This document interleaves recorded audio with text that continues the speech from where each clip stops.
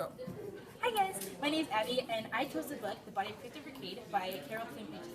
This book is about a young man named Christopher Creed, who's kind of like the social outcast. No one really knew him that well, and one day he goes missing.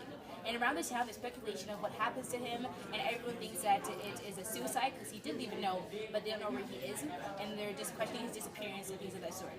So I give this book maybe a 3 out of 5 because I feel like the ending was kind of just blah. Like we had all this anticipation of where he's going to be, we were guessing, throughout the making different guesses, things of that sort. And at the end, they just still couldn't find him. So I didn't really like that. And personally, I don't think this is a good ICU book for grade 10s because I feel like it hyped us up too much for nothing to happen in the end, and it was all just really repetitive and too slow. I feel like I was stuck reading this, and I was kind of just like staying at one point throughout the whole story. Go. Okay, well now we're talking about the theme.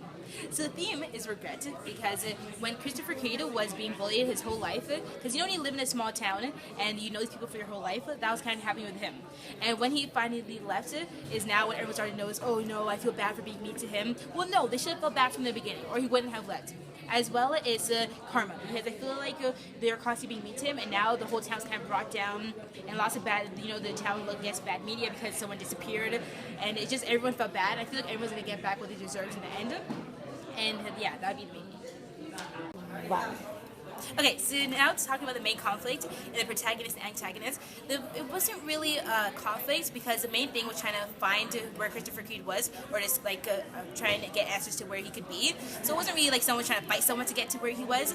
But the main character, who would be the protagonist, would be Victor Adams, who kind of had a change of heart and felt bad for always picking on him and wanted to find him.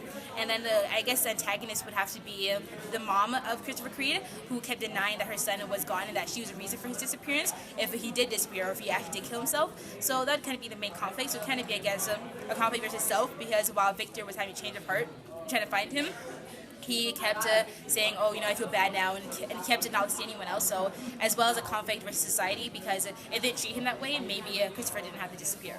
As well as my final quote is actually the ending of the book, which is, when this is when Victor, now he's moved away because he's trying to get away from the drama of Steepleton, the town where Christopher disappeared.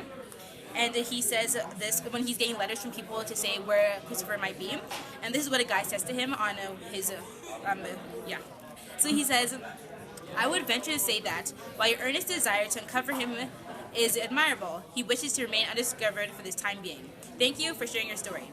And thank you for sharing your name. Yours most truly, Victor Adams.